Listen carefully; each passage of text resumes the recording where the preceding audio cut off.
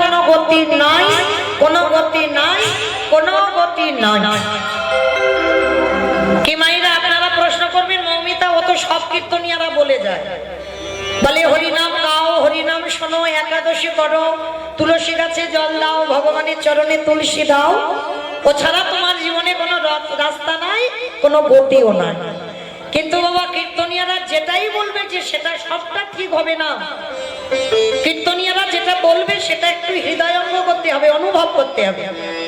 যে কথাটা বললাম ওটা কি সত্যি ঠিক হয়, ওটা কি বাস্তবের সঙ্গে মিলবে না মিলবে না, আগে মেলাতে হবে।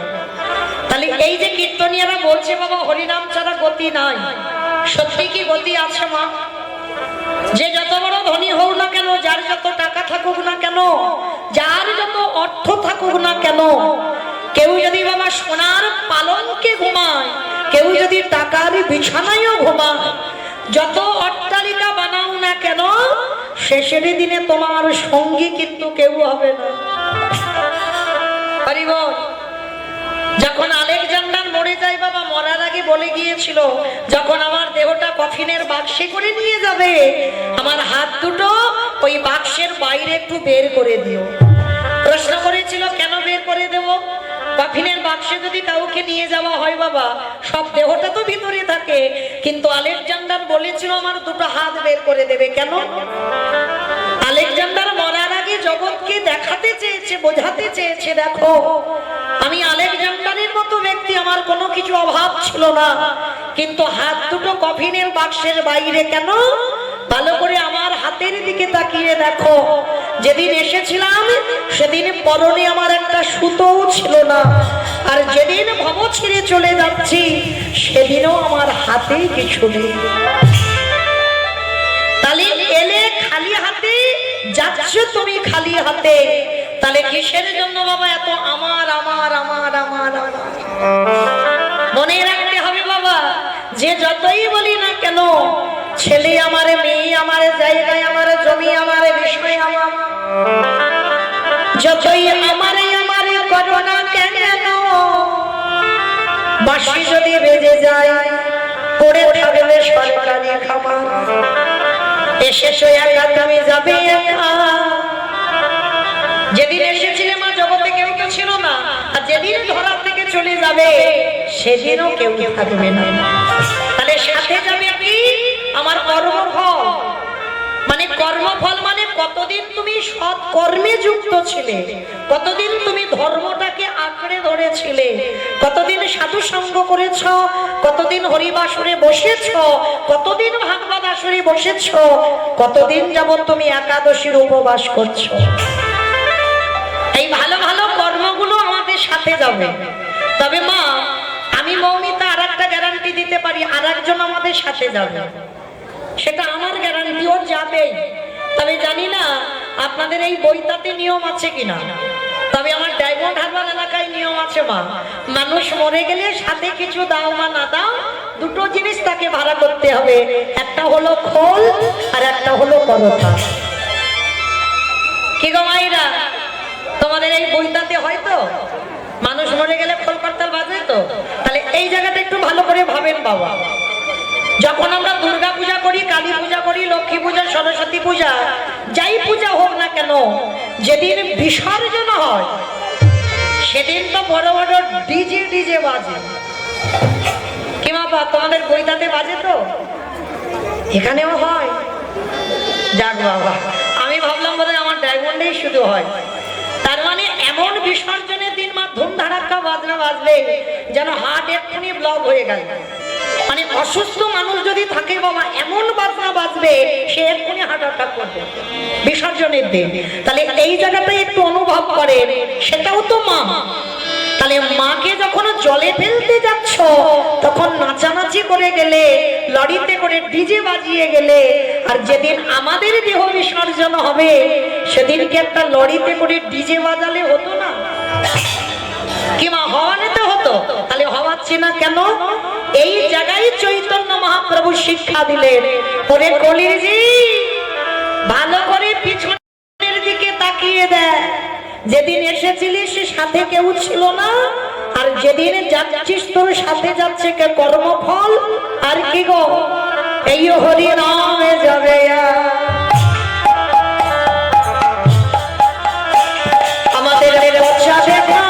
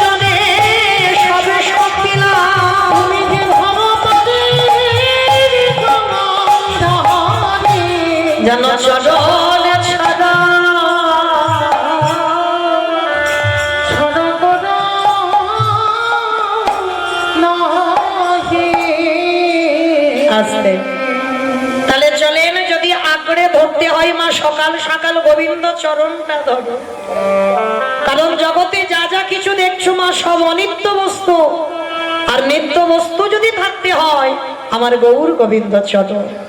তাহলে চলো আছে সবাই আমরা গুরুচরণ আশ্রয় করি, আমরা কিছুক্ষণের জন্য যাব মা শ্রীধাম নদিয়া নবদ্বীপ ধাম। কি মাইনা সবাই নদিয়ায় যাবে তো? সবাই যাবে? তা সবাই যদি চলে যায় কীর্তন হবে কাকে নিয়ে? কি গো সবাই বলছে চলে যাব, তাহলে কীর্তন হবে কাকে নিয়ে?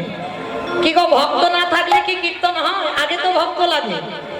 তাহলে কেউ যাব না। এই রাত কত বাজে এখন? 10টা, 10:30 নিশ্চয়ই হয়েছে।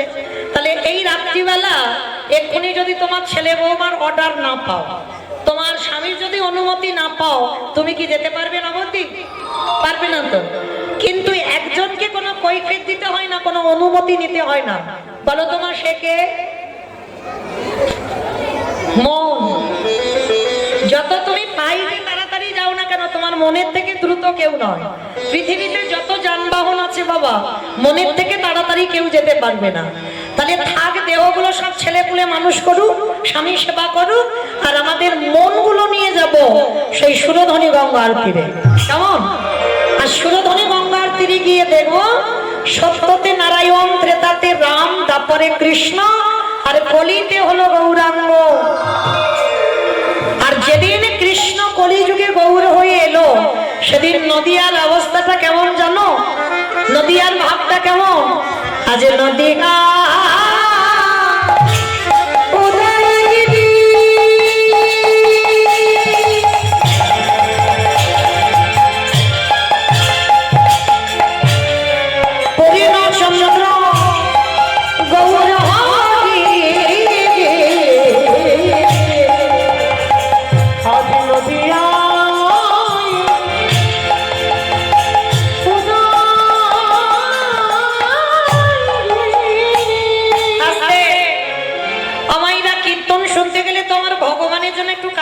করতে হয়। কাজগুলো কি কি জানো তো? আচ্ছা আগে বলো, তোমার চিনতে টিনতে অসুবিধা হচ্ছে না তো? অসুবিধা হচ্ছে না? মনে পড়ছে তো? 1 বছর আগে আমার ডাক্তারবাবু এনেছিল, আবার এনেছে। তাহলে 1 বছর আগে আমার রিহার্সাল দেওয়া আছে। কীর্তন শুনতে গেলে ভগবানের জন্য 3টে কাজ করতে হবে: শঙ্খধ্বনি, উলুধ্বনি, আর যাদের যাদের হাতগুলো এসেছে, যারা বাড়িতে রেখে এসেছো বলবো না, যাদের হাত হরিবাসরে এসেছে, কি মাইরা সবার হাত আছে তো? যাদের যাদের আছে কই একবার দেখিয়ে দাও, আমাকে নয় আমার ভগবানকে। নিতাই গৌর প্রেমানন্দে হরি বল, হরি বল। বাহ, তোমাইরা মাঝে মাঝে হাতগুলো ধসে ধসে যাচ্ছে কেন? এই ধসা রোগ ভালো নয়। আমার নাম মৌমিতা ঘোষ, আমার পদে পদে দোষ। এসেছি যখন হাত তুলিয়ে, তবে আমি ডায়মন্ড হারবারে ফিরবো, নাহলে ফিরবো না। তো চলো দেখি মাইরা একটু উলুধ্বনি দাও তো দেখি একা। আজ নদী গা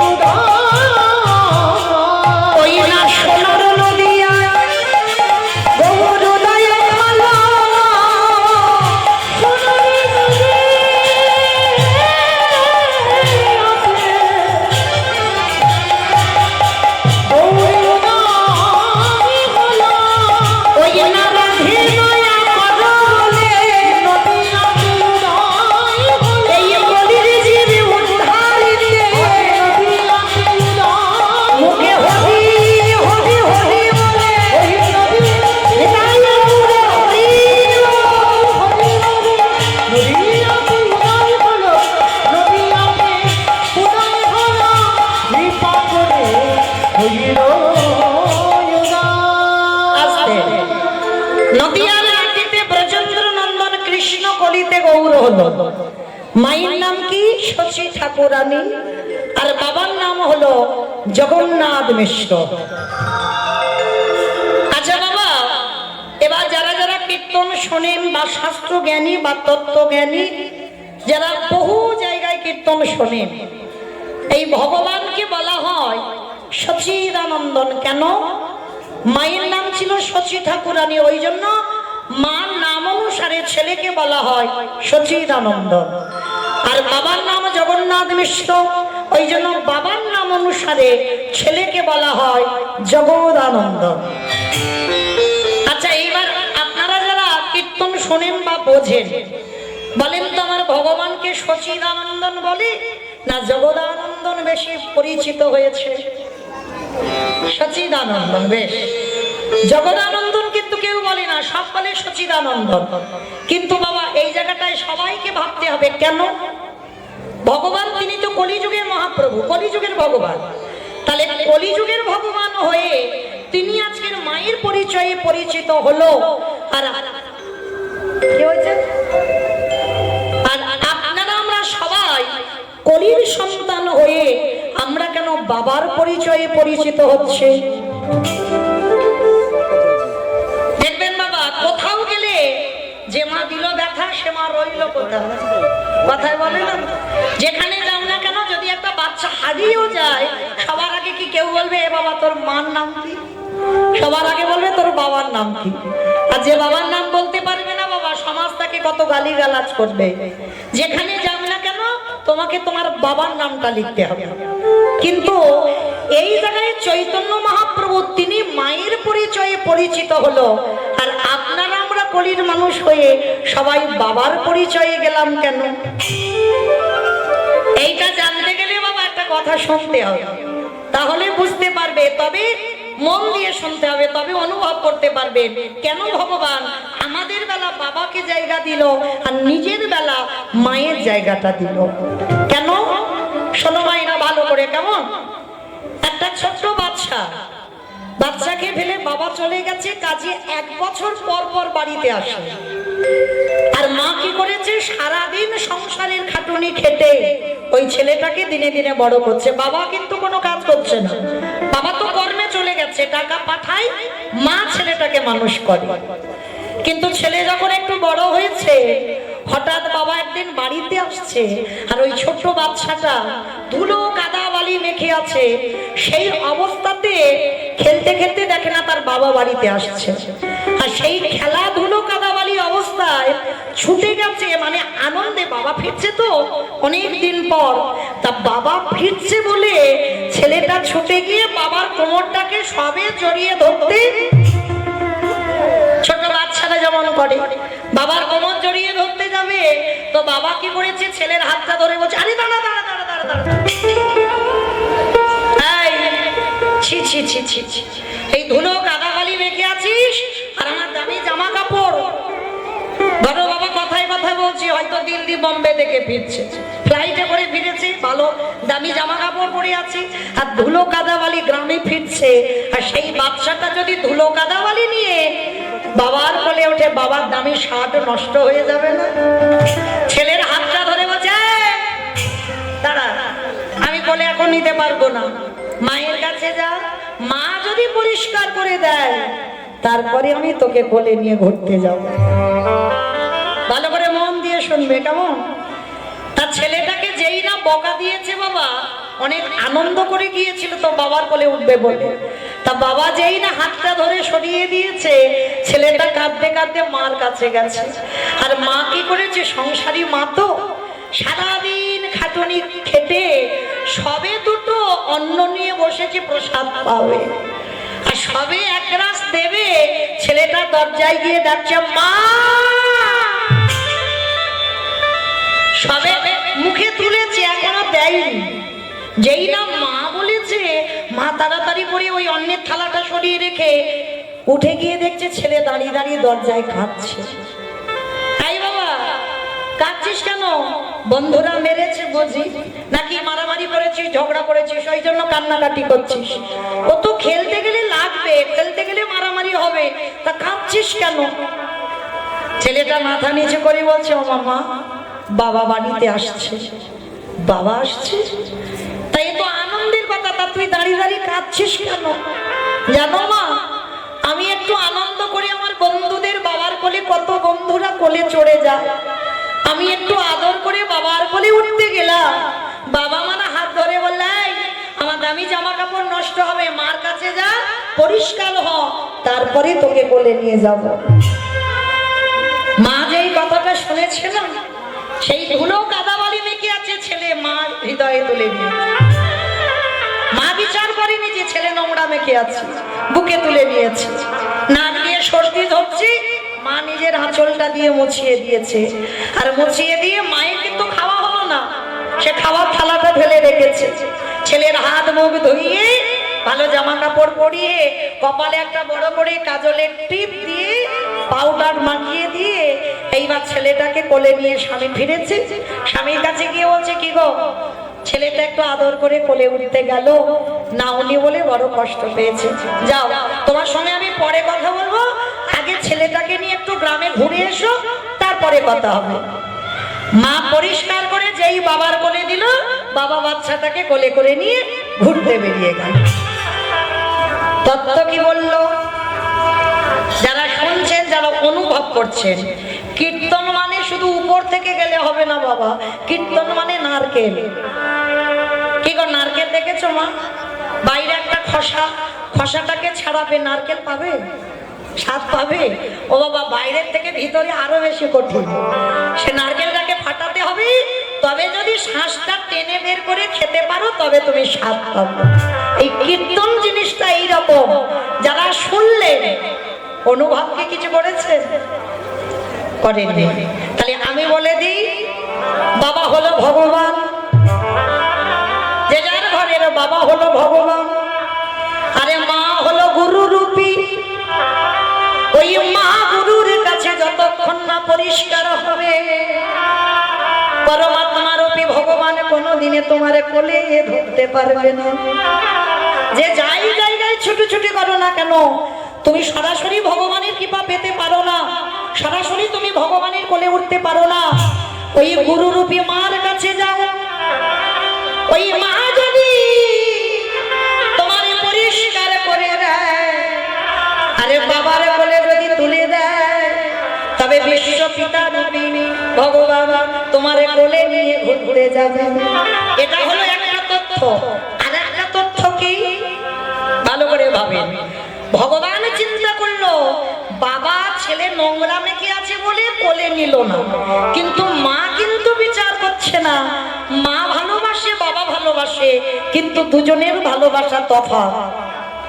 কেউ রেগে যাও আর চটে যাও, যাই করো না কেন বাবা, এটা বাস্তব। মা ভালোবাসে, বাবা ভালোবাসে, দুজনে ভালোবাসে, কিন্তু তফাৎ। কিরকম? বাবার ভালোবাসা হলো একটু ঐশ্বর্যে, আর মায়ের ভালোবাসা হলো একটু মাধুর্যে।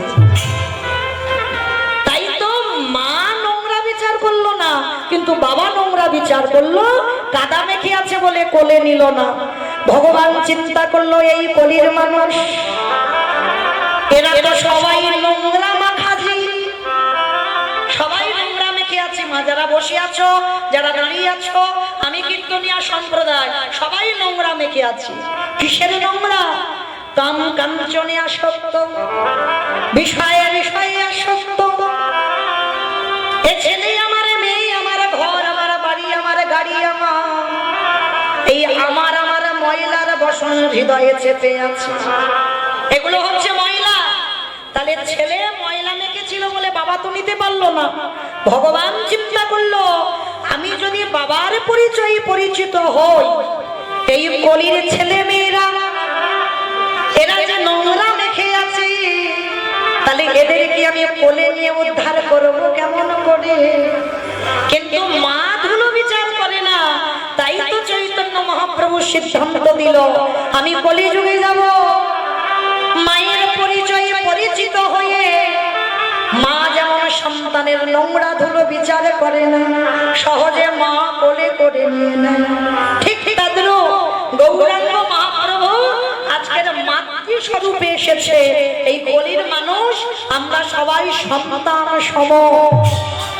আর মা যেমন ছেলেকে কোলে নেয়, নোংরা ধুলো বিচার করে না, আমার গৌরাঙ্গ মহাপ্রভু সচিদানন্দন গৌরাঙ্গ সুন্দর হয়ে এই কলির জীবীকে উদ্ধার করিতে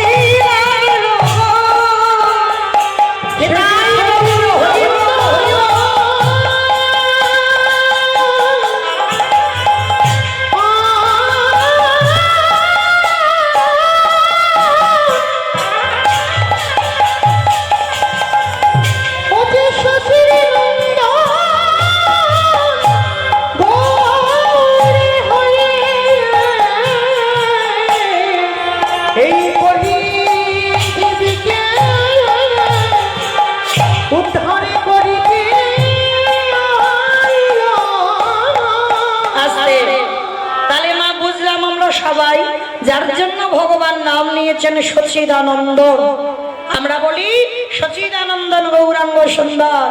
আচ্ছা বলো তোমা, সংসার সুখের হয় পুরুষের গুণে? পুরুষের গুণে, রমণীর গুণে? বেশ, তাহলে এই যে বড়াই করে বলছো সংসার সুখের হয় রমণীর গুণে, অমাইরা কালকের একটা ব্রত আছে জানো তো? কতজন জানো? কই একবার হাতটা তোলো তো দেখি। জন্মাষ্টমী তো? হাই দেখো নাকি কালকে জন্মাষ্টমী। আচ্ছা এইবার একবার দেখাও তো দেখি কারা কারা কালকের রামনবমী পালনটা করবে, কারা উপবাস করবে, একবার হাতটা তোলো। এই কটা হাত? হ্যাঁ গো, এই তো বললে সংসার সুখের হয়। আমার ভাই কি বললো? পুরুষের গুণে। তোমরা হেসে উঠলে। রমণীর গুণে, এটা ক্ষণার বচন। তাহলে রমণীর গুণে যদি সংসার সুখের হয়, তাহলে হ্যাঁ গো হাত উঠলো না কেন কালকের ব্রতের সময়? যখন বললাম কারা কারা ব্রত করবে, একটাও হাত উঠছে না। কয়েকটা হাত উঠেছে, কেন হাত উঠছে না কেন? একটা কথা মনে রাখবে, আমরা হিন্দু ধর্মের মানুষ, আমরা সনাতন ধর্মের মানুষ। যেমন দুটো ছেলের জন্মতিথি পালন করতেই হবে, একটা হলো জন্মাষ্টমী আর একটা হলো রামচন্দ্রের আবির্ভাব তিথি। এই দুটো ব্রত পালন করতে হবে। তো মায়েরা যারা যারা বসেছো, ভালোই হয়েছে আজকে যখন আপনাদের সঙ্গে আমার দেখা হলো। মানবেন না মানবেন আপনাদের ব্যক্তিগত ব্যাপার, কিন্তু আমার বলার জায়গা দিয়েছেন, আমি একটু বলবো। বিশেষ করে কালকের ব্রতটা পালন করবেন। কেন জানো? আমি বলে যাচ্ছি, যারা যারা করেন তাদের চরণে তো দণ্ডবত, আর যারা করেন না বেশিক্ষণ নয়, অন্তত বেলা 12টা পর্যন্ত ব্রতটা পালন করবো। সারা দিন রাত করতে হবে না। যেমন আমাদের গুরু মহারাজদের আদেশ আমাদের একাদশীর মতো পালন করতে হবে। আর আপনারা সংসারী মানুষ, তো অবশ্যই মনে রাখবে 12টা পর্যন্ত, বেশিক্ষণ নয়। অনেক অনেক মানুষ তো বাবা আমরা 8টা-9টার সময় ঘুম থেকে উঠি, আর ওইটুকু টাইম একটু আগিয়ে দিতে পারি না। চেষ্টা করবেন কালকের অবশ্যই আমার রামচন্দ্রের আবির্ভাব তিথি আমাদের পালন করতে হবে। আর কেউ যেন ভেবো না বাবা এখন তো আমার রামচন্দ্রের নাম করা নিষিদ্ধ হয়ে গেছে, কেন এইসব রাজনীতি হচ্ছে না? অপরাধ নেবেন না বাবা, আমি বলতে চাইলাম না।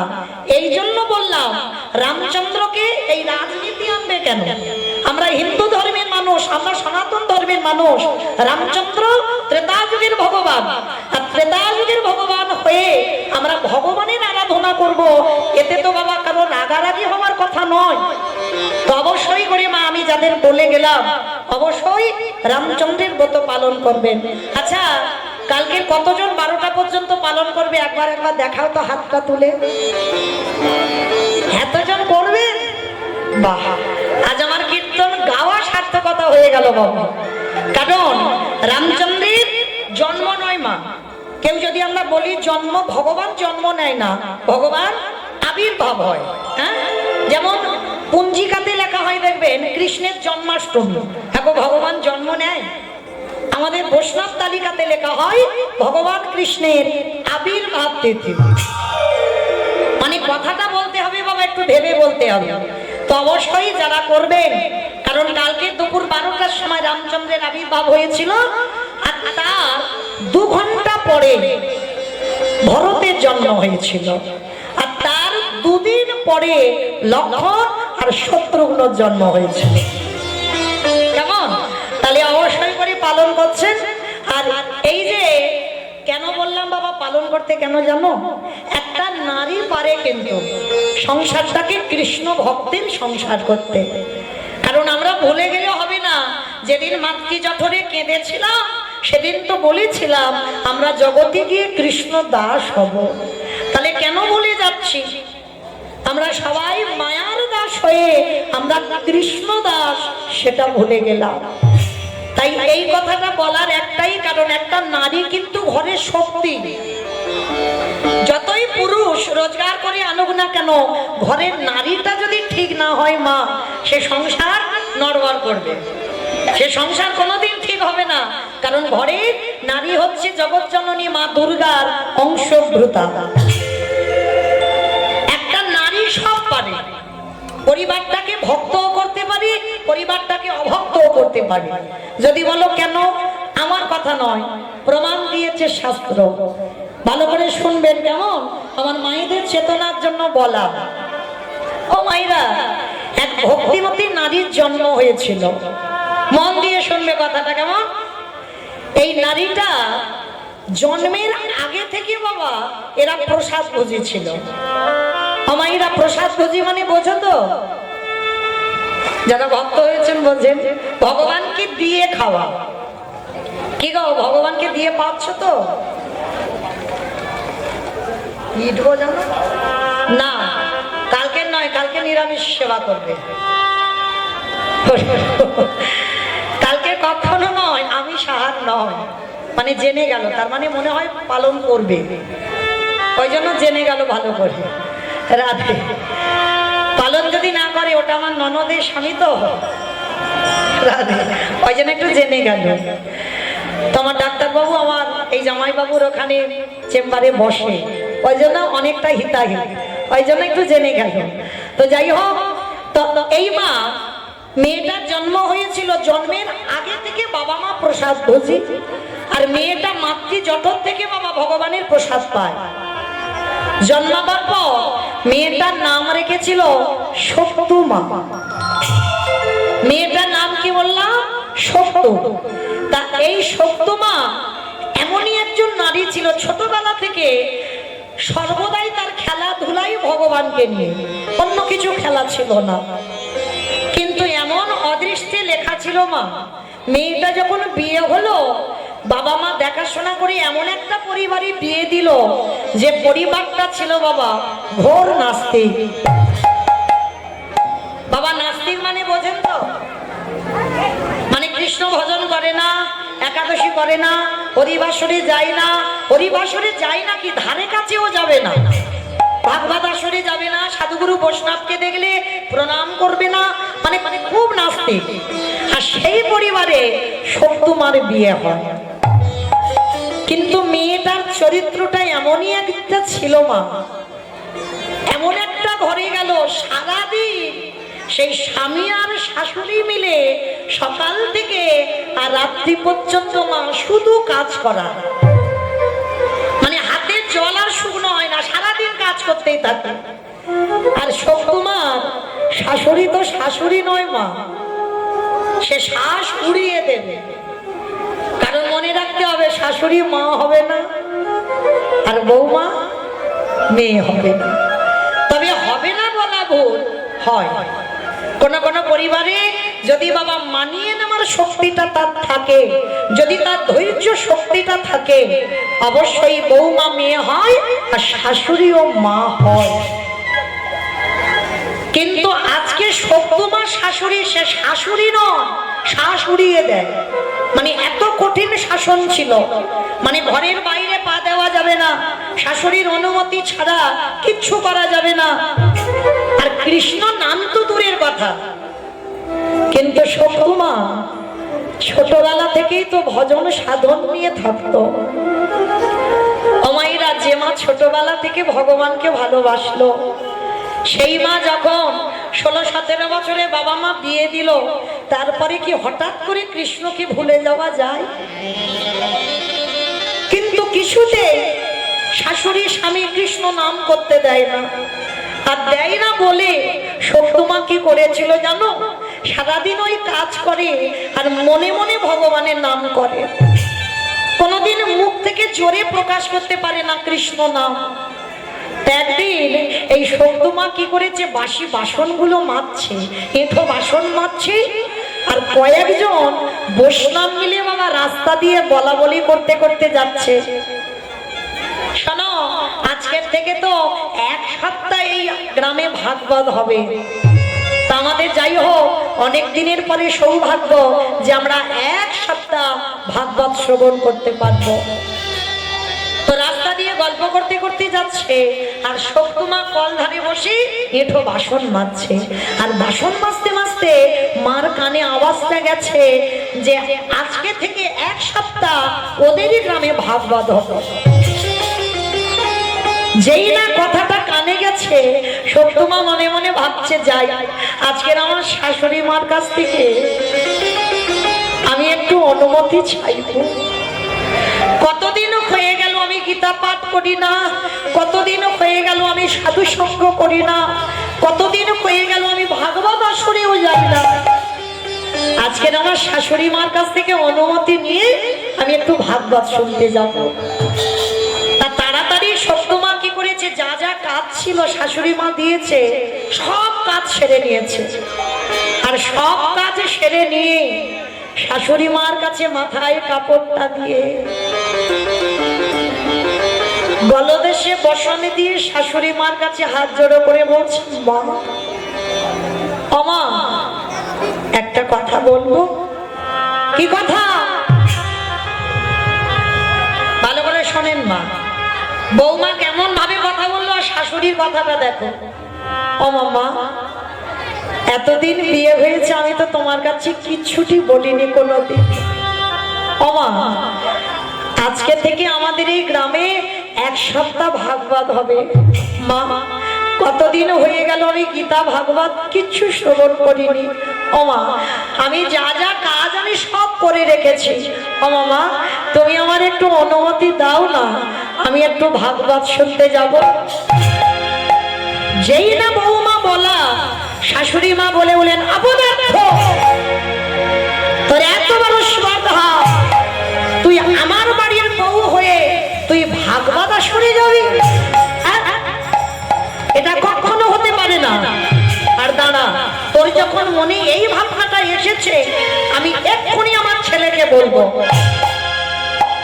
সত্যমায়ের স্বামীকে যেই না বলল, শাশুড়ি আর স্বামী দুজনে মিলে সত্যমাকে বেত্রাঘাত করছে। দূর হয়ে যা, বেরিয়ে যা, দূর হয়ে যা, গিরিধর।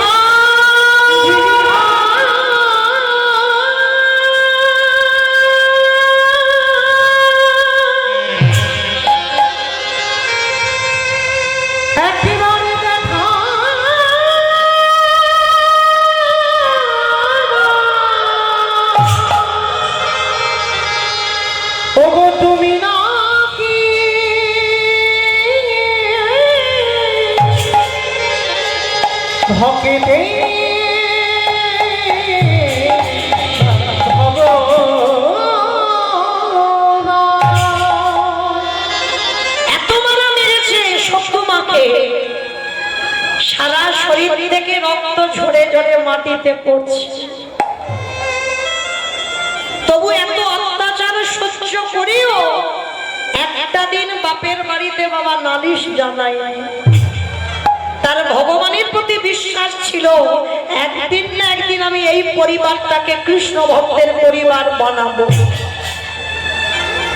এত বড় মেরেছে মেয়েটাকে, ঘরের ভিতরে দরজা বন্ধ করে রেখেছে, যদি বউ চলে যায় ভাগবত আসরে। আর দরজা বন্ধ করে নয়ন জলে কাঁদে আর বলে, গিরিধর,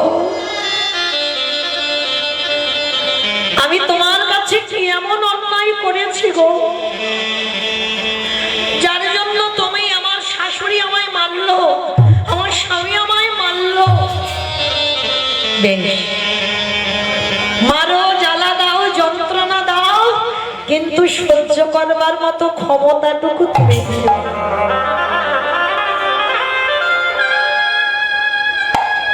সব তোমার রাতের অন্ধকারে বসে বসে কাঁদছে, আর মনে রেখো মা